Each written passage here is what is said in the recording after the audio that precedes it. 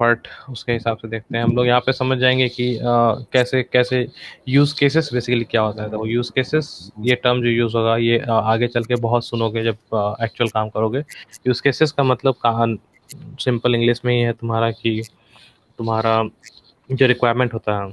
तो मान लो अगर हम आज के डेट में तुमको रिक्वायरमेंट दिए कि एक अगेन एग्जांपल लेंगे फ्लिपकार्ट का। फ्लिपकार्ट पे तुम ऑर्डर किया एक मोबाइल। तो हम अगर बात करें यूज़ केसेस का, उसमें क्या क्या यूज़ केसेस बनता है कि मोबाइल सेलेक्ट करके कार्ट में डालना, कार्ट से जाके फिर ऑफर्स चेक करना, ऑफर से जाके एड्रेस फिल करना, शिपिंग एड्रेस फिल करना, शिपिंग एड्रेस फिल करना के बाद तुम्हारा आएगा कि पेमेंट करना, पेमेंट करने के बाद आएगा ऑर्डर सबमिट करना, ऑर्डर सबमिट करने के बाद आएगा उसको ऑर्डर को ट्रैक करना। तो इतना सारा यूज़ केस, मतलब बहुत डिटेल में भी जाता है यूज़ केसेस। तो on high level use cases, ये यूज़ केसेस हो गया तुम्हारा कि इतना सारा काम एक करना पड़ेगा तुम्हारा, ये सब चीज़ एक रिक्वायरमेंट सॉल्व करने के लिए। अगर हम आज बोले कि एक ऑनलाइन प्लेटफॉर्म खोल रहे हैं, उसको हमको ऑर्डरिंग चाहिए, तो इतना सारा ऑन हाई लेवल इतना सारा यूज़ केस निकल निकल के आएगा। तो वही चीज़ बता रहा है कि सैम्पल यूज़ केसेस देगा कैसे यूज़ करना है प्लेटफॉर्म में, ठीक है। दूसरा बोल रहा है discover reasons for using the platform across multiple departments. अभी इसी में तुमको बताएगा एग्जांपल्स के साथ में कि कैसे कैसे तुम, एग्जांपल के साथ बताया कैसे कैसे तुम प्लेटफॉर्म को यूज़ कर सकते हो डिफरेंट डिफरेंट डिपार्टमेंट्स में। सॉरी। तो ये प्लेटफॉर्म प्लेटफॉर्म जो बोल रहा है ना, प्लेटफॉर्म में सेल्सफोर्स को बोल रहा है, ठीक है। तब हम लोग पहला यूज़ केस देखते हैं। पहला उसमें क्या बताना चाह रहा है, तो हाई इम्पैक्ट लो एफर्ट। तो इसमें बताना ही चाह रहा है कि कुछ कुछ चीज़ें होती हैं जिसमें कि बहुत ज़्यादा हाई इम्पैक्ट होता है और उसका एफर्ट बहुत छोटा होता है करने का। जैसे कि the platform helps you move fast, part of that speed comes from replacing task that you are used to doing by hand with more streamlined process. So let's pause for a moment to talk about some ways the Salesforce platform can accelerate your business. तो again यहाँ पे, यहाँ से भी जो भी जब पढ़ेंगे ना वो सिंपल प्लेन इंग्लिश है। उसमें ये बोलना चाह रहा है कि जो प्लेटफॉर्म है सेल्सफोर्स प्लेटफॉर्म प्लेटफॉर्म ये तुमको बहुत फास्ट मूव करना में हेल्प करेगा। और इसका जितना पार्ट ऑफ जो स्पीड जो है वो डे टू डे एक्टिविटी जो करते हो उसको रिप्लेस करने में, बेसिकली प्रोसेस को इजी बनाने में हेल्प करेगा, ठीक है। जैसे कि मान लो सबसे फॉर एग्जांपल तुम ऑफिस जाता है कार से ऑफिस जाता है, बहुत ट्रैफिक रहता है रास्ता में, बट तुम्हारा ऑफिस जो है 2-3 किलोमीटर में ही है। तो हमको इजी करना, बहुत सिंपल एग्जांपल लेते हैं, हमको इजी करना प्रोसेस, तो हमको तुमको क्या बताएंगे कि भाई कार से मत जाया करो इस टाइम पे, तुम साइकिल से ही चल जाओ या बाइक से ही चल जाओ, बाइक का अलग रास्ता है, उससे निकल के ऑफिस पहुंच जाओगे। तो तुमको सिंपल कर दिए तुम्हारा छोटा सा एक सजेशन से। तो यही बोल रहा है कि डे टू डे एक्टिविटी में कुछ भी ऐसा प्रोसेस है जो कि हम जान रहे हैं और या फिर नहीं जान रहे हैं और कर रहे हैं, तो उसको कोई एक दूसरा आदमी सब अपना सजेशन से उसको कैसे इजी बना देगा तुम्हारे लिए।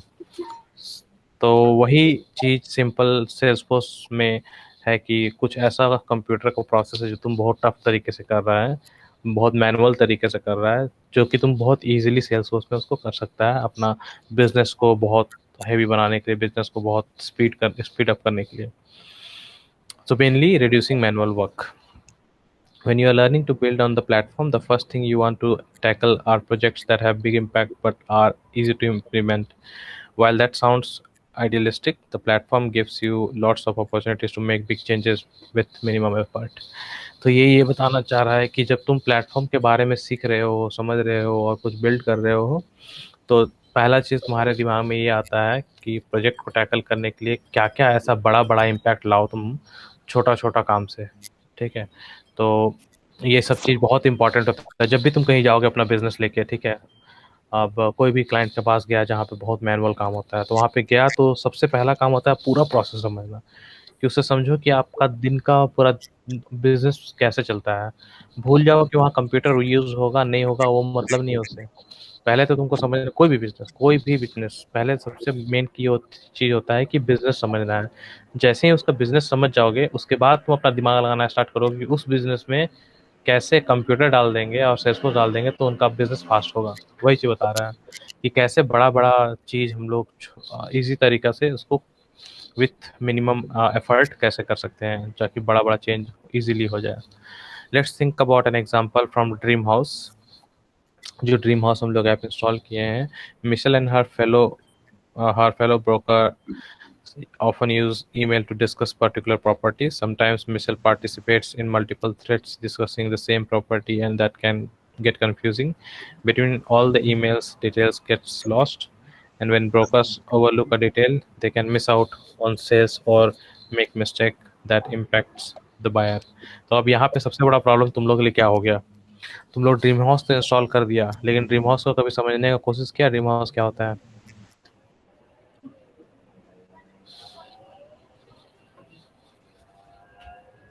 ड्रीम हाउस समझने का कोशिश किया क्या होता है?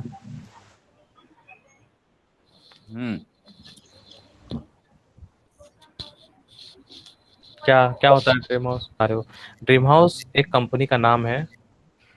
वो कंपनी क्या करती है? रियल एस्टेट का बिजनेस करती है, घर बेचती है, लोगों को घर रेंट पे देती है लोगों को, ठीक है ना? और मिशेल जो है, जो मिशेल का यहाँ बात हो रहा है, ये मिशेल जो यहाँ पे बोल रहा है, देखो ये मिशेल जो है, ये मिशेल तुम्हारा लीड रियल एस्टेट ब्रोकर है जो कि उस ड्रीम हाउस कंपनी में है। ड्रीम हाउस कुछ चीज नहीं है, कोई ऐप नहीं है, ड्रीम हाउस एक कंपनी है। क्या है कि हम लोग जब कल बात कर रहे थे यूज केसेस का, स्टोरीज ऑफ सेल्सफोर्स, तो स्टोरी में चार स्टोरी बताया। उसमें पहला कंपनी बताया क्लाउड किक्स, ये भी एक कंपनी है। दूसरा कंपनी बताया उषा मेजर सोलर, ये भी एक कंपनी है। तीसरा कंपनी बताया गेट क्लाउडी कंसल्टिंग। चौथा कंपनी बताया ड्रीम हाउस रियल्टी। लेकिन इन चारों कंपनी का एग्जाम्पल में वो ड्रीम हाउस रियल्टी कंपनी को चूज किया अपना एग्जाम्पल सेट करने के लिए और आगे बताने के लिए पूरा। तब इसी बेस पे ये पूरा मॉड्यूल चलेगा कि क्या क्या कैसे कैसे हो रहा है, यही एक एग्जाम्पल लेगा, समझा ना? लेकिन इन रियलिटी अगर नाम में जाओगे तो ये सारा चार कंपनी है ना, देखो चार अलग अलग कंपनी है। तो अभी हम फिर से बता दे रहे हैं ड्रीम हाउस क्या होता है। बेसिकली ड्रीम हाउस जैसा कि बताएं कि वो फिर से तुम लोग कल पढ़ लेना जब समय मिले, अलग से एक बार फिर से हम बता दे रहे हैं ओवरऑल ड्रीम हाउस। देखो हम क्या होता है ड्रीम हाउस, जितना हम पढ़े हैं, हम जितना समझे हैं अभी तक में, ड्रीम हाउस एक रियलिटी स्टेट है। और उसमें जब नॉर्मल अभी आज के डेट में रांची में कौन सा है? OLX। OLX क्या करता है आज के डेट में? OLX आज के डेट में सब कुछ करता है तुम्हारा। OLX तुम्हारा सामान बेचता है, यहाँ पे घर भी मिलता है। देखो क्या हुआ है यहाँ पे, प्रॉपर्टीज में गए, साला प्रॉपर्टीज में, होम एंड हाउस में गए, प्रॉपर्टीज है ना, प्रॉपर्टीज क्या है यहाँ पे? प्रॉपर्टीज है ड्रीम हाउस में। तो क्या डिफरेंस है प्रॉपर्टीज और इसमें? जब प्रॉपर्टीज के अंदर में जाओगे तो बहुत सारा प्रॉपर्टीज मिलेगा, जगह के हिसाब से, लोकेशंस के हिसाब से है। तो जब ड्रीम हाउस के प्रॉपर्टीज में जाओगे तो लोकेशन है यहाँ पे, क्या है? वही चीज ना है। तो dream house is OLX। OLX का स्मॉलर फॉर्म। OLX सब कुछ करता है लेकिन OLX का स्मॉलर फॉर्म है मेरा ड्रीम हाउस। अब यहाँ पे हम घर खोज रहे हैं, देखो ये घर खोजे, हमको ये घर पसंद आया, इस घर को पसंद आया भाई, इसको हमको खरीदना है, इंटरेस्टेड, यस, क्वेरी डालो, यहाँ पे मोबाइल नंबर डालो, इंक्वायरी सबमिट करो। तो बैकएंड में जब ये क्वेरी सबमिट करोगे तो तुम्हारा ये जो डिटेल है ये मिशेल के पास जाएगा। ये मिशेल है ना, ये मिशेल के पास जाएगा तुम्हारा। यहाँ से जो मारोगे, कोई एक मिशेल बैठी होगी OLX में, वो तुम्हारा ये डिटेल रिसीव करने के लिए बैठी होगी वहाँ पे, ठीक है? अभी यही डिटेल जब तुम लेके जाओगे तो लोकेशन वगैरह सब कुछ है, एमेनिटीज है, क्या क्या है, ये सारा डिटेल्स तुम्हारा तुम अपने ऐप से डिजाइन करके यूजर को दिखा सकते हो। इसमें अब तुम्हारा ये एक तरीका से ऐसे होता है। तो मेनली हम लोग को पूरा रियल लाइफ में उसको डाल के, रियल लाइफ में सोच के, जो अपने डे टू डे लाइफ में ऐसा कुछ यूज कर किए हैं, वो सारा चीज दिमाग में ला के हम लोग उस हिसाब से सोचेंगे, समझेंगे और उसको ज्यादा से ज्यादा बहुत सिंपल तरीके से समझने की कोशिश करेंगे। और इसीलिए ना हम ज्यादा से ज्यादा रियल टाइम एग्जांपल लेते हैं, मोबाइल का एग्जांपल लेते हैं, फ्लिपकार्ट का एग्जांपल लेते हैं, अभी देखो OLX का एग्जांपल लिए, ताकि तुम लोग को ज्यादा से ज्यादा समझ में आए, कुछ ऐसा नया ना लगे, अजूबा ना लगे, जो कि आज के डेट में नहीं करते हम लोग। आज के डेट में सेल्सफोर्स में ऐसा हर एक चीज है जो कि हम सिंपल स्मॉल स्मॉल चीज में खोज के दिखा देंगे कि ये यहाँ पे, यहाँ पे, यहाँ पे, ठीक है? तो बेसिकली ड्रीम हाउस में सेम चीज है। ड्रीम हाउस एक कंपनी है, लाइक OLX एक कंपनी है, OLX का एक वेबसाइट बना हुआ है, ड्रीम हाउस का भी एक वेबसाइट बना हुआ है। तो OLX का वेबसाइट बना हुआ है किसी और, तो हाँ बेसिकली वही रियलिटी स्टेट है। तो अब इसी ड्रीम हाउस के थ्रू जब हम बता रहे थे ना अभी OLX में कि जब इंक्वायरी सबमिट करते हैं हम लोग यहाँ पे, जब इंक्वायरी सबमिट किया तो मिशेल के पास गया। तो वो इंक्वायरी जब मिशेल के पास गया तो मिशेल क्या करेगी, मिशेल डायरेक्टली तुम पे अप्रोच नहीं करेगी, वो इंटरनली एज मिशेल लीड है रियल एस्टेट की, वो क्या करेगी अपना एसोसिएट्स को देगी कि भाई लो राजेश पटनायक एक रिक्वेस्ट भेजा है, घर खरीदना है, इंटरेस्टेड है, उससे जाके बात करो। तो मिशेल क्या की, तो ये एग्जाम्पल से ये बताना चाह रहा है कि मिशेल क्या की, मिशेल एक ईमेल स्टार्ट की। वो ईमेल स्टार्ट की, यहाँ पे बोल रहा है ना Michelle and her fellow brokers often use emails to discuss particular properties. तो ये बताना चाह रहा है कि मिशेल क्या करती है आज के डेट में, जब भी ऐसा कोई इंक्वायरी आता है तो वो लोग ईमेल का सहारा लेता है। तो वो आया भाई इंक्वायरी राजेश पटनायक का, मिशेल क्या कि उसको ली और अपना एसोसिएट को या अपना कलीग को भेजी कि भाई ये राजेश का इंक्वायरी आया है, देख लो। फिर वहां से उसका कलीग उठाया, उसको फिर मेल किया कि हाँ हम देख लेंगे। तो वही बोल रही है कि जो आज के डेट में ये जो ईमेल कन्वर्सेशन से मिशेल डील करती है अपना प्रॉपर्टी जो खरीदना है between multiple participant, because Michelle is the lead, वो हैंडल करती है सारा अकाउंट को। तो इतना सारा ईमेल जब इधर उधर होता है तो मेल बॉक्स कैसा दिखेगा, मेल बॉक्स दिखेगा पूरा भरा पूरा एकदम, और उसमें कंफ्यूज हो जाओगे किस यूज़र के पास कैसे जाना है। अब मान लो राजेश के जैसा ऐसा एक दिन में 1000 को आदमी भेजा मिशेल को, अब वो 1000 आदमी जब रिक्वेस्ट भेजा कि हमको घर खरीदना है, तो मिशेल एज ए लीड सारा मेल मिशेल के पास गया। मान लो मिशेल क्या कि वो 1000 ईमेल को बैठ के एक एक करके सारा अपना एसोसिएट्स को असाइन कर दी। मान लो 100 एसोसिएट्स है, 100 एसोसिएट्स को 10 10 10 10 करके मेल भेजी और सबको बोली कि भाई ये सब देख लो तुम, क्योंकि 1000 एक बार में तो नहीं आया नहीं होगा, 1000 दिन भर में 8 घंटा या 2 दिन में या 3 दिन में आया होगा। तो जैसे जैसे आते गया वैसे वैसे मिशेल क्या की, वो 1 2 दिन में जब रिक्वेस्ट आया तो मिशेल क्या की, वो उसको धीरे धीरे असाइन करना स्टार्ट की। और असाइन करते करते 2 दिन में वो 1000 रिक्वेस्ट, 1000 रिक्वेस्ट 100 आदमी के पास मेल का बंच भर गया। तो वही बोल रहा है कि जब वो मेल को हम देखेंगे तो कंफ्यूजन हो जाएगा, प्लस हो सकता है कि हम कोई मेल इंपॉर्टेंटली भूल जाए। वो 1000 में से, क्योंकि 1000 रिक्वेस्ट आया, जरूरी नहीं कि हजारों आदमी खरीदेगा, उस 1000 में से हो सकता है 100 ही आदमी खरीदे। तो ऐसा हो जाएगा कि 1000 में से जो इंटरेस्टेड पार्टीज है, जो खरीदता, जो पोटेंशियल मेरा कस्टमर था, वो मिस हो गया मेरे से, जो एक्चुअली में खरीदता। तो वही बोल रहा है यहाँ पे एग्जाम्पल दिया है कि इससे मिस्टेक हो सकता है और सेल्स तुम मिस कर सकते हो, और जिससे तुम्हारा इम्पैक्ट होगा बेसिकली बायर को। तो वही यहाँ पे फोटो से समझाने की कोशिश किया है कि देखो इतना सारा रिक्वेस्ट आ रहा है, इतना सारा मेल गिर रहा है और तुम कंफ्यूज हो गए हो बेसिकली। नेक्स्ट वो ये बोलना चाह रहा है कि so how does the Salesforce platform help this issue. अब इसी इसी कन्वर्सेशन को कैसे सेल्सफोर्स से सॉल्व किया जाए वो देखते हैं हम लोग। तो well, for dream house realty, D'Angelo created a custom property object, which we saw in the last unit. Every time you create a custom object, you automatically get something called chatter feed tracking. Okay. तो ये बताना ये चाह रहा है कि अभी जो हम लोग प्रॉब्लम देखें कि बहुत सारा मेल गिर रहा है, तो उसको सेल्सफोर्स कैसे हम लोग फिक्स करेंगे, कैसे हम लोग उससे सेल्सफोर्स से उसको ऑटोमेट करेंगे या फिर उसको उसको संभालेंगे। तो बता रहा है कि ड्रीम हाउस जो रियलिटी जो ऐप बनाए हम लोग सेल्सफोर्स में, कल जो वेबसाइट ऐप बनाए, तो ये जो D'Angelo बंदा था, वो D'Angelo बंदा कौन है, एडमिन है। कल हम लोग बात कर रहे थे कि ये एडमिन है बंदा। ये क्या किया है, एक कस्टम ऑब्जेक्ट बनाया है, प्रॉपर्टी ऑब्जेक्ट बोल के, ठीक है। तो ये प्रॉपर्टी ऑब्जेक्ट जो कल हम लोग देख रहे थे ये बनाया है, ठीक है, ये प्रॉपर्टी ऑब्जेक्ट बनाया है। अब ये जो वो कहाँ गया, प्रॉपर्टी ऑब्जेक्ट बनाया है उसको, अच्छा हाँ अभी बेसिकली लास्ट यूनिट बनाया। तो अब उसी प्रॉपर्टी ऑब्जेक्ट की तरह हम लोग और भी बहुत सारा कस्टम ऑब्जेक्ट बना सकते हैं। और जैसे जैसे हम कस्टम ऑब्जेक्ट बनाते हैं, हर कस्टम ऑब्जेक्ट का ऑटोमेटिकली सेल्सफोर्स क्या करता है, ये जो चैटर फीड है ये इसको इनेबल कर देता है। अब चैटर फीड क्या होता है, ये हम तुम लोग बताए थे, याद है क्या? नीचे ऑप्शन होता है ना चैटिंग का। तो बेसिकली जैसे व्हाट्सएप फेसबुक में चैट होता है, उसी तरह से सेल्सफोर्स में चैटिंग होता है with in org. Same org में, सेम प्लेटफॉर्म में एक से ज़्यादा यूज़र है तो वो एक दूसरे से बात कर सकता है, और वो बात करने के लिए चैटर फीड का यूज़ होता है, ठीक है। डिफरेंस है वो हम लोग आगे समझेंगे, अभी सिर्फ इतना समझते हैं। कस्टम ऑब्जेक्ट तो हम लोग समझ ही लिए थे, कस्टम ऑब्जेक्ट क्या होता है। ठीक है, तो कस्टम ऑब्जेक्ट, जितना कस्टम ऑब्जेक्ट तुम बनाओगे, सेल्सफोर्स क्या करता है, ऑटोमेटिकली उसमें चैटिंग इनेबल कर देता है। ठीक है, चैटिंग इनेबल कर देगा मतलब तुम उस ऑब्जेक्ट पे जब रिकॉर्ड बनाओगे तो उस रिकॉर्ड पे तुम चैटिंग कर सकता है डायरेक्ट। ठीक है, अब chatter feed tracking provides a way for multiple people to comment and collaborate on a particular record.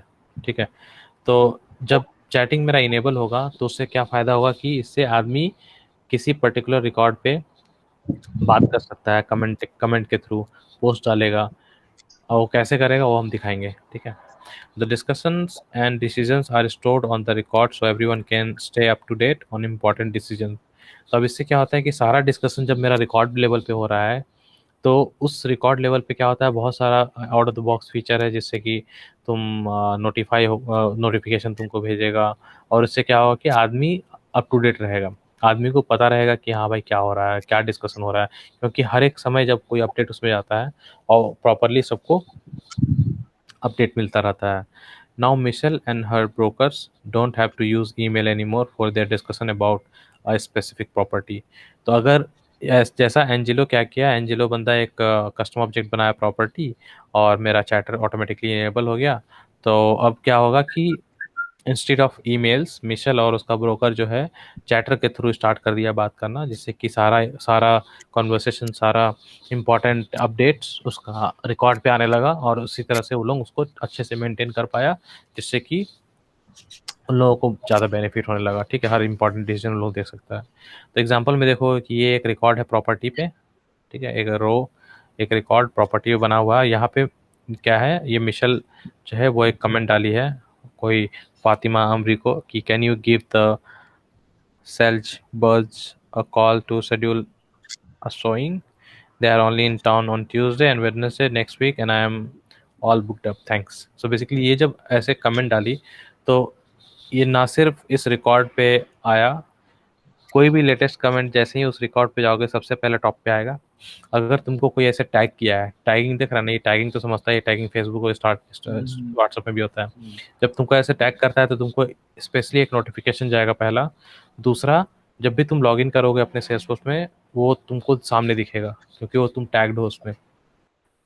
ठीक है, तो इतना सारा बेनिफिट्स के साथ, इसीलिए तुम कभी मिस नहीं कर सकते हो। ईमेल्स का क्या है, मान लो ईमेल डाले, अब तुम जैसे ईमेल खोले तुम्हारा बहुत सारा ईमेल है, उसमें से इंपॉर्टेंट क्या है तुम नहीं समझ पाएगा। लेकिन इससे तुम्हारा ये फायदा हो रहा है, जैसे सेल्सफोर्स में लॉगिन किया, इंपॉर्टेंट नोट्स जो है उसका नोटिफिकेशंस रहेगा और सामने तुमको दिखेगा important ones. Okay, so by creating a single custom object, you can totally change how your organization collaborates. High impact, low effort. As you start building with the platform, keep your eye out for processes with बाकी जो बता रहा है, heavy email collaboration, reliance on spreadsheets, shared local documents, time intensive, repetitive manual steps, impact on only a few departments. You want to minimize the number of stakeholders. You are still learning. Okay, so ये सारा again heavy heavy term बताया है यहाँ पे। हम लोग धीरे धीरे एक एक करके समझना स्टार्ट करते हैं टर्म को। तो बता रहा है यहाँ पे कि just by creating a custom object, अभी तक क्या किया, इसको सॉल्व करने के लिए हम लोग सिर्फ एक कस्टम ऑब्जेक्ट बनाए, जो कि बहुत ईजी है, 10-15 स्टेप्स लगता है, मेरा कस्टम ऑब्जेक्ट बन जाता है। वो बता रहा है कि you can totally change how your organization collaborates. तो एक सिंगल कस्टम ऑब्जेक्ट बनाने से तुम्हारा जो ऑर्गेनाइजेशन का जो कोलैबोरेशन है, जो डिस्कशन है, how it it it change totally. ठीक है ना, वो बता रहा है। इसका मतलब ये हुआ कि हाई इम्पैक्ट दिया with a minimum low effort. Low effort was to create the single object, and the high impact was to have like it solved your organized collaboration। ठीक है, तो वो हो गया। As you start building with the platform, keep your eye out for processes. अब जैसे जैसे तुम अपना प्लेटफॉर्म को बढ़ाओगे, जितना आगे उसको करोगे, तो तुमको कुछ कुछ प्रोसेसेस का ध्यान देना होगा, जैसे कि हैवी ईमेल कोलैबोरेशन, जो कि अभी हम लोग सॉल्व किए। जो हैवी ईमेल कोलैबोरेशन था, हम लोग चैटर से सॉल्व किए। Reliance on spreadsheet, so reliance on spreadsheet, जैसे कि बहुत सारा काम आज के डेट में भी लोग इस एक्सेल पे करता है। एक्सेल पे रिपोर्ट्स बनाना, फिर बहुत सारा काम एक्सेल, पता ही स्प्रेडशीट कितना इंपॉर्टेंट होता है। तो वो सारा चीज़ काम जो हम लोग स्प्रेडशीट में करते हैं, तो वो सब चीज़ को हम लोग सेल्सफोर्स में कन्वर्ट कर सकते हैं ईजी वे में, वो हम लोग समझेंगे आगे। शेयर्ड लोकल डॉक्यूमेंट्स, ये भी एक कॉन्सेप्ट है कि आज के डेट में मान लो फॉर एग्जांपल हम गैस का एग्जांपल लेंगे, सबको पता है गैस में जब आधार आया था तो क्या हुआ, हर आदमी को आधार कनेक्शन कनेक्ट करना पड़ता था, उसके लिए हैवी फाइलिंग होने लगा। क्या हुआ, सबसे भाई आधार का कॉपी लो और हर कस्टमर का आधार का कॉपी मेंटेन करो। अगर हम लोग डिजिटाइजेशन करते तो क्या करते, हम लोग करते कि सबका आधार का फोटो लेते, उस फोटो को उस कनेक्ट कस्टमर के पास सेव कर देते। तो वही चीज बोल रहा है कि इस तरह का लोकल डॉक्यूमेंट्स जो है वो तुम इजीली रख सकते हो सेल्स फोर्स, और उसको कैसे यूज़ करना है डिपेंडिंग ऑन तुम्हारा नीड, वो डिजिटली कर सकते हो कि हाँ उसको फोटो खींच के कर लिए, एक पीडीएफ बना लिए, वर्ड बना लिए, कुछ भी बना लिया उसको डाल दिए सेल्स फोर्स में, तो वो सारा कैपेबिलिटी भी होता है।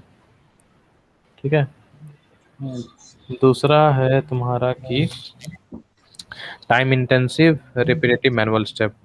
तो time intensive repetitive manual steps हो गया, जैसे कि तुम अगेन स्प्रेडशीट का बात लेंगे या ईमेल्स का बात लेंगे या फिर ऐसा कोई प्रोसेस जो कि रिपोर्टिंग का बात लेंगे, जितना भी मैनुअली लंबा लंबा करना पड़ता है, तो सारा चीज़ जो है अगर सेल्स फोर्स में हो जाए तो it will be just by clicks, कि फ्यू क्लिक किए इधर उधर इधर, और क्लिक के साथ तुम्हारा टाइम बहुत बच गया। आज के डेट में अगर हम बोलेंगे रिपोर्ट बनाने के लिए, अगर एक्सेल में काम कर रहा है आदमी, तो पता चला 10 गो एक्सेल फाइल खोलना पड़ा और सबको अलग अलग से देखना पड़ा, तब जाकर रिपोर्ट बना। लेकिन यही चीज़ अगर सिस्टम में है तो सिस्टम में सेल्सफोर्स कुछ कुछ ऐसा चीज़ प्रोवाइड करता है जिसमें कि तुम विद इन फ्यू क्लिक तुम वो चीज़ इजीली सब निकाल सकते हो।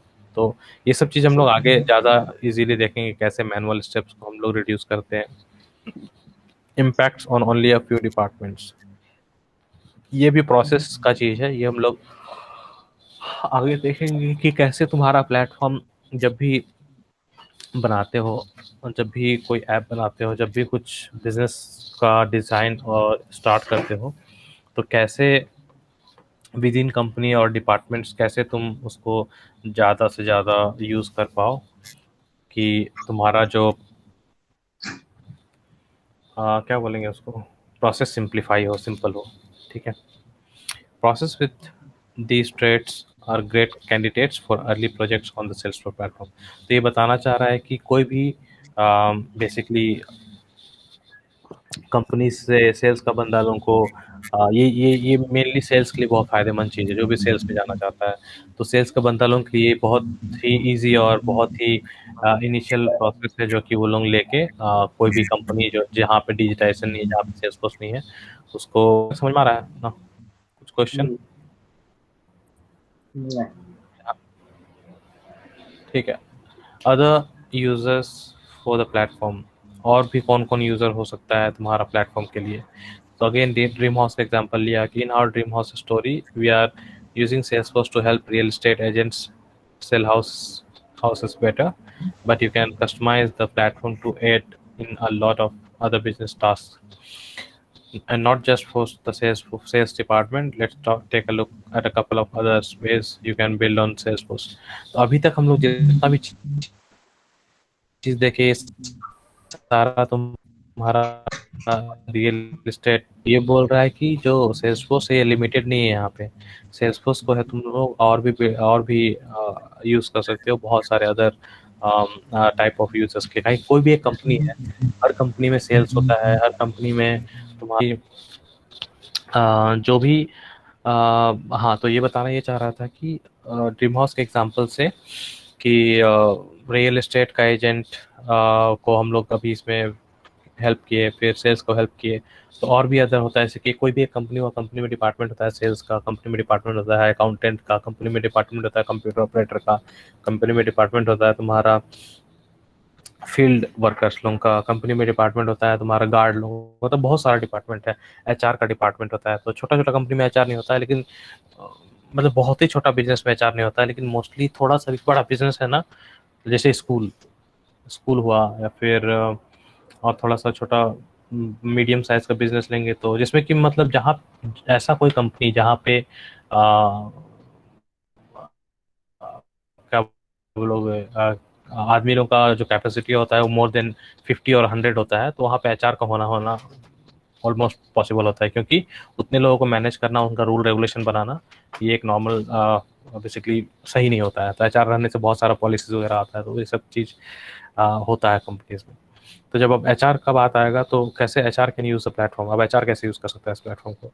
तो बोल रहा है Julian who works in the dream house HR department is in crisis, he has hundreds of applications coming in for dozens of job openings.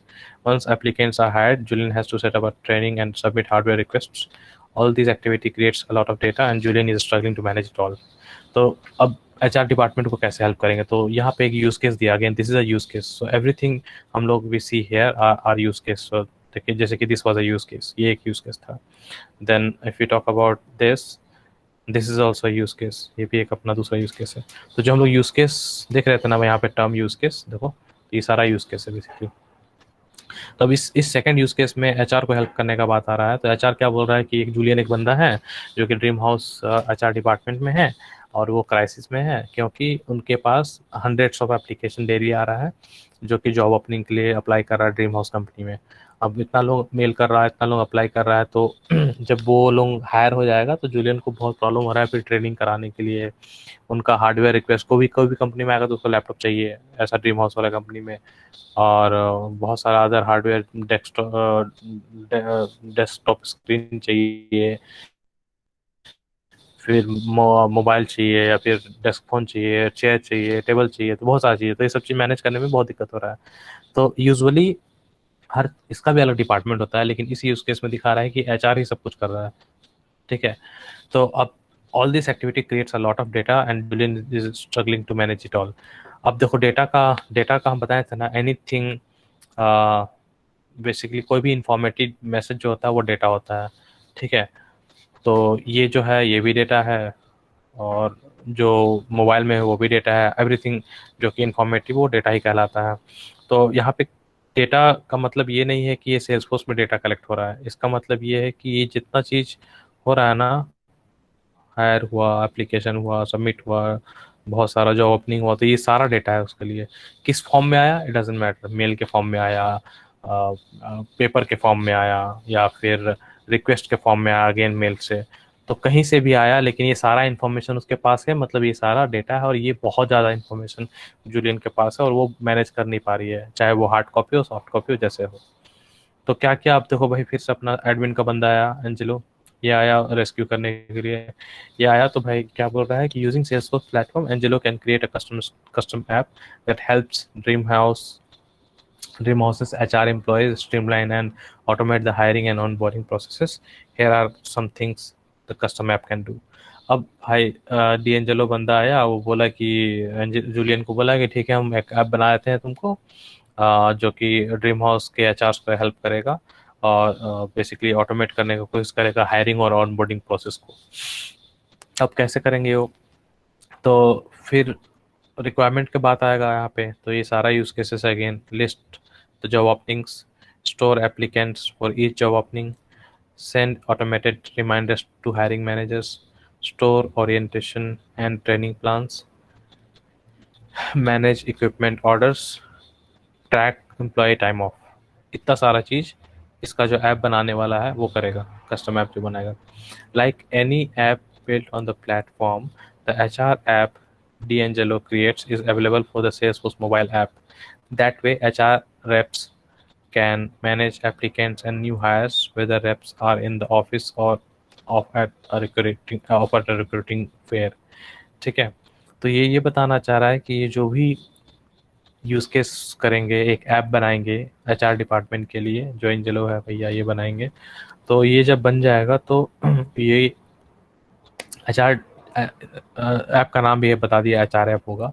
तो ये क्या करेगा कि ये मोबाइल में भी यूज़ करने के लिए बनाएगा, ना ना ना सिर्फ ये लैपटॉप में यूज़ हो, ये मोबाइल में भी यूज़ हो। और इस तरीके से क्या होगा कि एचआर रेप्स मतलब रिप्रेजेंटेटिव, तो जो एचआर रिप्रेजेंटेटिव होगा उनको मैनेज करने में इजी होगा, जो भी एप्लीकेशंस होगा, जो भी न्यू हायर्स होगा, सिर्फ मोबाइल ऐप से कहीं भी हो, कहीं से भी हो, आराम से कर सकता है।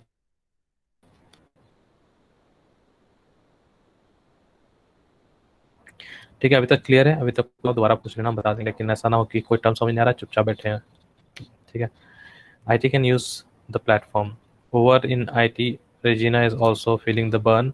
She is getting a million IT tickets coming in. Okay, अब दूसरा यूज केस आ गया। तो यहाँ पे एचआर का प्रॉब्लम था, वो एंजेलो आया भाई रेस्क्यू में, वो आया और एक डिज़ाइन समझ लो, ये रिक्वायरमेंट लेके डिज़ाइन दे दिया कि भाई हम ऐप बनाएंगे, ये चीज़ तुम्हारे ऐप में होगा और इसका मोबाइल में भी ऐप यूज़ कर सकते हो। तो भाई ऐसे होगा, अभी तक बना के दिया नहीं, अभी सिर्फ ये डिज़ाइन रिक्वायरमेंट गैदरिंग और डिज़ाइन ही हुआ है। अब दूसरा यूज़ केस आ गया यहाँ पे कि IT can use the platform. उसमें बता रहा है कि आईटी में एक बंदी है रेजिना, जो जिसको जिसको भी प्रॉब्लम हो रहा है, उसको भी बेसिकली प्रॉब्लम हो रहा है with millions of IT tickets. She is getting millions of IT tickets in every minute, and everyone's problem seems to be urgent. Who could she possibly ask for help with this torrent of tickets? तो basically IT help क्या होता है, IT help और IT help का tickets क्या होता है। अब आईटी हेल्प तुम इस तरीके से समझो, दो तरीका है आईटी हेल्प समझने के लिए। पहला, आगे इन फ्लिपकार्ट का एग्जांपल लेंगे। फ्लिपकार्ट में तुम गया कोई सामान खरीदने, ऑर्डर प्लेस किया, ऑर्डर स्टक हो गया, पेमेंट पैसा कट गया, अब क्या करोगे भाई? ऑर्डर भी कंप्लीट नहीं हुआ, पैसा भी कट गया, तुम फोन लगाओगे कस्टमर केयर को। कस्टमर केयर को फोन लगाओगे, कस्टमर केयर चेक करेगा, बोलेगा अरे आपका तो पैसा फंस गया है, हम लोग कुछ नहीं कर सकते हैं, हम लोग चेक करके बताएंगे, ये लीजिए अपना टिकट नंबर। वो क्या करेगा, जो बंदा को तुम कॉल किए होगे वो कस्टमर केयर रिप्रेजेंटेटिव होगा, वो बंदा चेक करेगा तुम्हारा, देखेगा अरे ये तो टेक्निकल चीज़ है, वो क्या करेगा इंटरनली फिर अपना आईटी को कॉल करेगा। आईटी को कॉल करेगा, बोलेगा एक कस्टमर है, वो ऑर्डर किया है, उसका ऑर्डर प्लेस नहीं हुआ है लेकिन पैसा कट गया है, अब बताओ क्या करना है। उस केस में आईटी के पास भी तो कुछ टिकट होना चाहिए, कैसे ट्रैक करेगा कि भाई ये रिक्वेस्ट आया है। तो जो इंटरनली कस्टमर रिप्रेजेंटेटिव बंदा है, वो जब आईटी को कॉल करेगा अपना बोलने के लिए कि इसको फिक्स करो, तो इंटरनल टिकट भी एक बनाएगा अपना। ठीक है, तब दो टिकट हो गया। एक टिकट हुआ जो बिकेस बनाया था कस्टमर को कॉल करके, कस्टमर दिया, कस्टमर रिप्रेजेंटेटिव कॉल करे, कस्टमर रिप्रेजेंटेटिव टिकट बना के दिया विकेस को। अब कस्टमर रिप्रेजेंटेटिव इंटरनली अपना आईटी डिपार्टमेंट को कॉल करके एक टिकट बनाया कि भाई इसको फिक्स करो, या हम लोग से नहीं होगा, ये प्रोसेस नहीं, कुछ आईटी का फिक्स है। तो सोचो उसी तरह का ड्रीम हाउस जो रियल एस्टेट कंपनी है। अब रियल एस्टेट कंपनी में ऐसा ऐसा इशू आ सकता है कि एक एक घर खरीदे हो तुम, उस घर का ड्रीम हाउस वाला जो ऐप है इसमें गया। अब मिशेल जो है, वो मिशेल लीड है भाई, वो लीड क्या की देखी कि अरे एक घर का रिक्वेस्ट आया है, वो चाह रही थी असाइन करने के लिए अपना एक कलीग को कि भाई एक घर आया है, क्योंकि अब हम सिस्टम यूज़ करने लगे, मेल तो यूज़ कर नहीं रहे हैं, चैटर यूज़ कर रहे हैं और सिस्टम यूज़ कर रहे हैं। तो प्रॉपर्टी में एक रिकॉर्ड बनाए कि बॉस्टन 8,50,000, 3 बेडरूम 2 बाथरूम के साथ एक घर है, 8,50,000 का बॉस्टन में, और इस ये water front in the city है, प्रॉपर्टी नेम 211 चार्ल्स स्ट्रीट है, ये वो XYZ बॉस्टन सिटी में है। ये जो प्रॉपर्टी है चार्ल्स स्ट्रीट का प्रॉपर्टी, इसको एक बंदा खरीदने आया है XYZ। ठीक है, न्यू कॉन्ट्रैक्ट बना दिए। अब जैसे ही बनाया न्यू कॉन्ट्रैक्ट, मिशेल को बनाए न्यू कॉन्ट्रैक्ट, और न्यू कॉन्ट्रैक्ट सेव ही नहीं हो रहा है। तो मिशेल क्या करेगी, अंदर अंदर एक टिकट रेस की अपना आईटी डिपार्टमेंट को, भाई हम ड्रीम हाउस ऐप यूज़ कर रहे हैं, कॉन्ट्रैक्ट बना रहे हैं एक चार्ल्स स्ट्रीट का प्रॉपर्टी बेचने के लिए, हैवी डील है और वो बन नहीं रहा है। तो समझो ऐसा ऐसा भी आता है कि इंटरनल भी जो बंदा लोग हैं वो लोग यूज़ कर रहा है ड्रीम हाउस ऐप को या फिर एचआर ऐप को, और इशू आ रहा है, और वो किसके पास जाएगा भाई? जाएगा आईटी डिपार्टमेंट के पास, क्योंकि एंजिलो भी तो at the end IT department का ही बंदा है, वो सिस्टम एडमिन है। तो वैसा वैसा सारा अब एक साथ में वो बोल रहा है कि मिलियंस ऑफ टिकट आ रहा है डेली। अब जब मिलियंस ऑफ टिकट आने लगे तो ये रेजिना को प्रॉब्लम आ रहा है हैंडल करने में। तो टिकटिंग समझ ही गया हो तुम लोग, टिकटिंग क्या, इतना टाइम स्पेंड किया सिर्फ टिकटिंग समझाने में, ताकि आईटी का रोल समझ में आए, आईटी क्या होता है। ओके, अब you guessed it, her friendly neighbourhood Salesforce admin Angelo, basically वो हेल्प करेगा। When you build your IT ticketing system in the same place as your CRM, you get a lot of benefits. All your users and their information are already there. You can track cases by user and promote collaboration between IT and employees. Here are some other ways to streamline IT using the Salesforce platform. तो ये बता रहा है कि अब एक हमको IT ticketing system भी बनाना होगा सेल्सफोर्स में भाई, आईटी का टिकट मैनेज करने के लिए। तो वो सिस्टम बनाने के लिए हमारे पास ऑलरेडी सीआरएम है, और उसमें हम लोग उसका बेनिफिट यूज़ कर सकते हैं। सीआरएम एज इन सेल्सफोर्स हमारे पास ऑलरेडी है, उसमें जाकर सिर्फ हम लोग आईटी टिकटिंग सिस्टम बना देते हैं, और वही हम लोग बोलेंगे फिर रेजिना आवाज कट रहा है। लो। अभी ठीक है? आवाज कट कट के आ रहा है। हम्म, मेरे को आ रहा है तो बाकी सबको भी आ रहा है। विकेश कैसा आवाज कट का रहा है मेरा? बीच में कटा, अभी ठीक है पे। अभी ठीक है राइस तुमको? हाँ अभी ठीक है। चलो ठीक है। तो अब यहाँ पे आईटी सिस्टम का हम बात कर रहे थे, तो बेसिकली हाँ वही है कि रेजिना को अब एंजेलो हेल्प करेगा आईटी सिस्टम बनाने के लिए। अब आईटी सिस्टम बनाने के लिए क्या क्या करेगा वो, तो रिपोर्ट्स बना के देगा, डैशबोर्ड्स बना के देगा, जितना भी रिक्वेस्ट आएगा उसको एनालाइज करने के लिए। अब ये रिपोर्ट और डैशबोर्ड समझाए थे तुम लोग को हम। रिपोर्ट्स वो होता है जिसमें कि हम लोग एक साथ में डेटा को कलेक्ट करके देख सकते हैं कि हाँ कितना रिक्वेस्ट आया है। डैशबोर्ड वो होता है जो उस रिपोर्ट को फिर मर्ज करके उसका एक व्यू बनाते हैं टेबुलर फॉर्म में या फिर ग्राफिकल फॉर्म में, व्यू बना के देखते हैं, जैसे चार्ट वार्ट जो बनता है ना, वो उस टाइप का बना के दिखाते हैं, तो वो डैशबोर्ड होता है। डैशबोर्ड और रिपोर्ट्स नॉर्मली तुम गूगल करो तो भी समझ में आ जाएगा, ये बहुत ही नॉर्मल टर्म है, हर बिजनेस में होता है, हर बिजनेस में रिपोर्ट बनता है, हर टूल में रिपोर्ट बनता है, चाहे वो टैली हो, चाहे वो गैस वाला टूल हो या फिर तुम्हारा हो। रिपोर्टिंग इज रिपोर्टिंग, जो कि हर कंपनी में होता है, तरीका अलग होता है करने का, और बेसिकली सिस्टम अलग होता है, लेकिन at the end of the day report का और डैशबोर्ड का मीनिंग सेम होता है। जैसे देखो इसीलिए बोलते हैं जब गूगल करोगे ना तो हर चीज़ मिल जाता है तुमको। तो अगर हम यहाँ पे इसको से, या इसको हम सेल्सफोर्स में घुसा दे तो रिपोर्ट कैसे होगा देखो। फिर तो आवाज कट रहा है। फिर आवाज़ कट रहा है, आवाज़ कट रहा है। मेरा नेट तो सही है भाई, फुल है। वो ट्राई करते हैं 5G में। आवाज में गड़गड़ा क्या आ रहा है, आ रहा नहीं है। अभी ठीक है? अभी मैं अभी भी अच्छी आ रहा है। हाँ, तो रिपोर्ट बता रहे थे। तो जैसे कि अपॉर्चुनिटी का एग्जांपल लेते हैं, अपॉर्चुनिटी बहुत सारा रिकॉर्ड बना हुआ है, तो उस रिकॉर्ड में कौन सा रिकॉर्ड क्लोज हो गया, कौन सा रिकॉर्ड क्वालिफिकेशन में, कौन सा रिकॉर्ड प्रपोजल में है, ये सब हम बताए थे ना तुम लोगों को, डिफरेंट डिफरेंट होता है। नेगोशिएशन पहला दिन बताए थे, याद करो अपॉर्चुनिटी का, कि जब अपॉर्चुनिटी स्टार्ट होता है, कोई भी अपॉर्चुनिटी मिलता है एक्स्ट्रा काम का, तो उसका स्टार्ट होता है, नेगोशिएशन होता है, क्लोज होता है। तो ऐसे दिखा रहा है यहाँ पे कि कितना है, देखो 20 रिकॉर्ड प्रपोजल में है, ऑलमोस्ट 80 रिकॉर्ड क्लोज है। तो ये एक रिपोर्ट हो गया, और इसी को डैशबोर्ड हो गया। ये तुम्हारा ऐसा है कि ये इंडिविजुअल रिपोर्ट हो गया, और इसी रिपोर्ट को डैशबोर्ड में हम लोग ऐसे देखेंगे डिफरेंट डिफरेंट तरीका से, कि discount issue, pipeline health, representative headcount by region, inbound lead source. तो एक कंप्लीट पिक्चर मिल जाता है एक ही जगह में, हर रिपोर्ट को कंबाइन करके, तो उसको डैशबोर्ड बोलते हैं। और देखो इसमें डिफरेंट डिफरेंट तरीका से दिखाता है, समझा ना, जिससे एक व्यू आता है। तो ऐसे ही कैपेबिलिटी तुमको सेल्सफोर्स में भी आता है, जो कि वो आउट ऑफ द बॉक्स होता है। Again out of the box, खुद से सिर्फ उसको कॉन्फ़िगर, खुद से उसमें खाली डालना पड़ता है क्या देखना है तुमको, बाकी वो खुद से तुम कॉन्फ़िगर कर सकता है। दूसरा है send confirmation emails when requests are received, completed और अपडेटेड। ठीक है, तो इसमें एक कंफर्मेशन ईमेल भेजना होता है जब भी कोई रिक्वेस्ट आया। मान लो अब तुमको जो टिकट बना के दे दिया कि भाई टिकट ले लो, और ऐसे ही तुमको अपडेट भी तो चाहिए। अब तुमको बोला कि 24 घंटा में अपडेट मिल जाएगा, पता चला 3 दिन हो गया कोई अपडेट ही नहीं आया, है ना। तो उस चीज़ के लिए ये सब होता है कि जैसे ही मेरा रिक्वेस्ट क्रिएट हुआ तो एक मेल गया कि भाई आपका ये रिक्वेस्ट क्रिएट हो गया है, और ये लीजिए आपका टिकट नंबर। कभी ना कभी तुम लोग देखा होगा ये चीज़ अपना, जब भी कुछ ऐसा टिकट रेस किया होगा तो ईमेल आया होगा कि यार टिकट क्रिएट हो गया है। फिर हम लोग टिकट रेस करते हैं। हाँ करता है ना, तो उसमें ईमेल आता है ना कि हाँ क्रिकेट। उसमें देता है कि नहीं, हाँ सब पूरा बना हुआ है, दिखाते रहता है कि अभी कहाँ पे है, क्यू हाँ में वही, है। उसके बाद वे कंप्लीट का एक डेट देता है, टारगेट कितना तारीख तक होगा कंप्लीट। हाँ वैसे ही तो वही चीज़ बोल रहा है यहाँ पे। तो इसमें एक्स्ट्रा चीज़ ये बोल रहा है कि जब भी वो, उसको हम लोग बोलते हैं माइलस्टोन, कि जो भी स्टेजेस तुम देखता है ना, वो स्टेजेस होता है कि अभी यहाँ पे है, फिर कल वहाँ पे होगा, परसों वहाँ पे होगा। तो वो एक एक चीज का जो बना होता है उसको हम लोग बोलते हैं माइलस्टोन, कि एक अभी रिसीव्ड माइलस्टोन चल गया, एक ईमेल भेजे, फिर कंप्लीट हुआ ईमेल भेजे, फिर अपडेट हुआ ईमेल भेजे, तो ऐसे ही है। अब क्यू इनकमिंग रिक्वेस्ट देखो, जो क्यू का बात किया, अब यहाँ पे बोल रहा है कि एक तो है मेरा कि 10 गो ऑलरेडी हम पा लिए हैं, लेकिन 10 गो और नया आया है।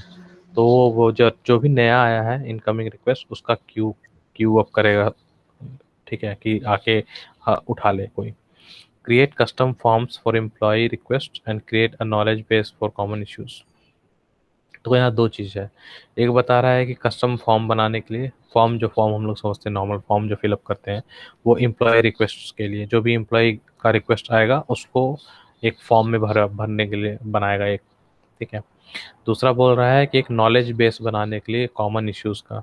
तो एज आईटी, हम आईटी में हैं, अब हमको डेली अगर 1000 रिक्वेस्ट आ रहा है तो उस 1000 रिक्वेस्ट में हम इतना तो बता ही सकते हैं ना कि 1000 में 200 रिक्वेस्ट सेम था जिसमें पेमेंट नहीं हो पाया और ऑर्डर हो गया, बाकी 200 रिक्वेस्ट ऐसा था जिसमें कि पेमेंट हो गया लेकिन ऑर्डर नहीं हुआ, बाकी 200 रिक्वेस्ट ऐसा है कि कार्ड में आइटम ही ऐड नहीं हो रहा है, और बाकी जो इश्यूज है उसमें बेसिकली एड्रेस नहीं फिल कर पा रहा है मे बी। तो जब आदमी आईटी में काम करता है तो आदमी को पता चलता है कि कॉमन इश्यूज क्या है, तो वो कॉमन इश्यूज का एक नॉलेज बेस बनाना है कि कल को डेट में कोई दूसरा आदमी को सेम इशू आए तो तुमको वहां से जाकर देख ले कि अरे ये इशू तो राजेश ऑलरेडी सॉल्व किया था, चलो देख लेते हैं क्या है।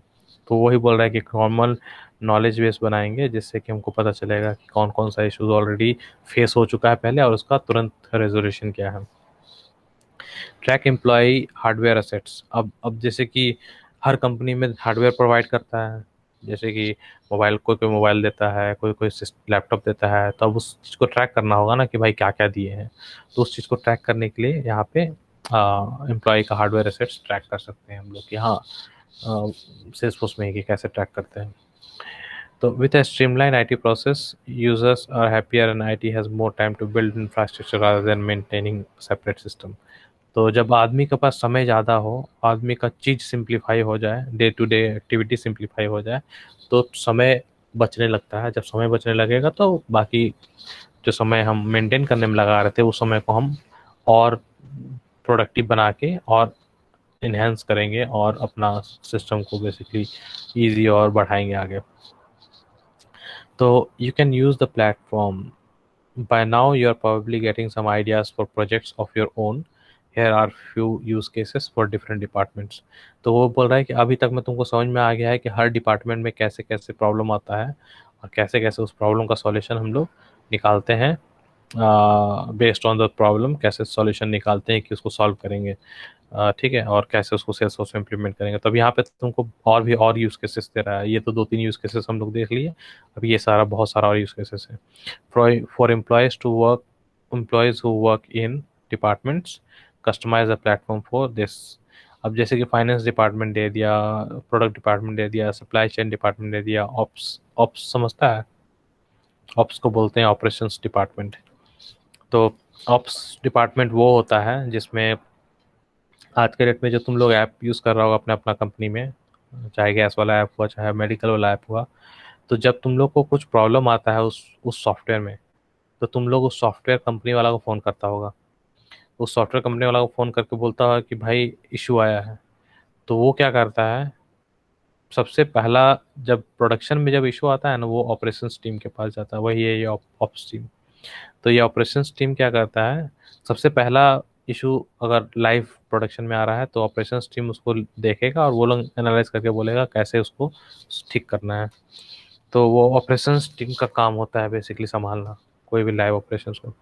तो फाइनेंस टीम में आते हैं budget management, contract management, pricing. तो फाइनेंस का काम ही क्या है भाई, बजट देखना, कॉन्ट्रैक्ट देखना, प्राइसिंग देखना, तो ये सारा बेसिकली कर सकते हो। प्रोडक्ट का काम क्या है, प्रोडक्ट बेसिकली क्या होता है, प्रोडक्ट प्रोडक्ट होता है, चाहे वो जूता हो, चाहे वो कंप्यूटर हो, चाहे कुछ हो, चाहे घर बेचना हो, चाहे कुछ भी है। अब हम अगर रियल एस्टेट बिजनेस चला रहे हैं तो मेरे लिए प्रोडक्ट क्या हो गया, घर जो हम बेच रहे हैं। तो वही बोल रहा है उसका वारंटी मैनेजमेंट कैसे होगा, प्री प्रोडक्शन टेस्टिंग कैसे होगा, प्रॉड आइडियाज़ इनोवेशन कैसे आएगा, प्रोडक्ट आइडियाज़। तो ये सब चीज़ धीरे धीरे धीरे धीरे आएगा और टर्म बहुत हैवी लग रहा है। ये तो नॉर्मल वारंटी मैनेजमेंट है कि आज हम कोई जूता बेचे तो उसका वारंटी क्या, आज हम घर बेचे तो क्या गारंटी है 6 महीना में कहा होगा नहीं होगा। हर चीज़ का गारंटी चाहिए ना आदमी को, घर बना बनाया बेच रहा है तो ऐसा थोड़ी कि बेच दिए भाई अब घर में जो है तुम देख लो, ऐसा नहीं होता है, हर चीज़ का वारंटी चाहिए आदमी को। अब प्री प्रोडक्शन टेस्टिंग का मतलब ये होता है, चलो प्री प्रोडक्शन टेस्टिंग हो गया, तुम जैसे कि सेल्सफोर्स में कुछ भी बनाया, अब सेल्सफोर्स में बनाने के बाद उसको जब तुमको क्लाइंट को देने जाना है टर्म, उस ऐप और सॉफ्टवेयर को यूज़ करने के लिए प्रोडक्शन में लाइव करने के लिए, उससे पहले होता है प्रोडक्ट प्री प्रोडक्शन। तो प्रोडक्शन हम लोग पहले ही समझे थे, प्रोडक्शन वो इंस्टेंस होता है, वो प्लेटफॉर्म होता है जो कि live normal actual user use करने लगता है, जो लाइव होता है। जैसे कि आज हम लोग गेम यूज़ करते हैं, मोबाइल यूज़ करते हैं, कुछ भी लैपटॉप में हम ये विंडोज़ यूज़ कर रहे हैं, क्रोम यूज़ कर रहे हैं, ये सारा लाइव प्रोडक्शन है। तो इससे पहले वाला जो प्लेटफॉर्म होता है टेस्ट करने वाला, उसको बोलते हैं प्री प्रोडक्शन। मतलब कि प्रोडक्शन में लाइव अभी नहीं हुआ है, अभी मेरा प्रोडक्शन से एक स्टेप पहले है, जहाँ पे वो टेस्ट चल रहा है कि सारा चीज़ काम करता है कि नहीं एज इज, तो उसको बोलते हैं pre production testing. Product ideas and innovations, तो प्रोडक्ट आइडियाज़ एंड इनोवेशन तो बेसिकली वही हुआ कि कैसे कैसे प्रोडक्ट आइडियाज़ कितना आएगा उसका, और उसी हिसाब से फिर इनोवेट करेगा आदमी। Supply chain, procurement, vendor management, logistics, तो बेसिकली हर एक डिपार्टमेंट के हिसाब से उसका काम डिवाइड करके बता रहा है कि उस काम को कैसे हम लोग ये करेंगे। तो ये सब तो नॉर्मल टर्म है, इसको समझने का क्या अभी है। ऑपरेशंस बताई दी तुम लोगों को क्या होता है। Asset and facility management, merger and acquisition and enablement, business agility. If you are looking for more inspirations, check out some of the ways Salesforce customers are using the platform in the resource sections. तो यहाँ पे दिया हुआ है कि कैसे आज के डेट में कस्टमर लोग यूज़ करता है, और भी ज़्यादा यूज़ केस तुमको देखना है, और भी कुछ ज़्यादा समझना है, तो यहाँ से तुम लोग आइडिया ऐप को डाउनलोड करके और भी ज़्यादा अच्छे से देख सकते हो। यहाँ पे फिर बाकी कंपनीज एक्चुअल जो आज के डेट में कंपनीज सेल्सफोर्स यूज कर रही है ना, वो ये है, ये एक्चुअल कस्टमर्स है। Intuit, Kelly Services, Farmer Insurance, Brown Forman, Charity Water, On, Biolabs, ये सारा एक्चुअल कस्टमर है, उसका दिया हुआ है यहाँ पे। वो एक्चुअल कस्टमर्स कैसे यूज कर रहा है कि हम खुश हो गए तो समझ में आएगा। सबका अपना अपना स्टोरी, तो क्रॉस मार्क्स, सब अपना अपना स्टोरी शेयर किया है सेल्सफोर्स यूज करने का। ठीक है, ये हो गया। देन ये तुम लोग बाद में कर सकते हो,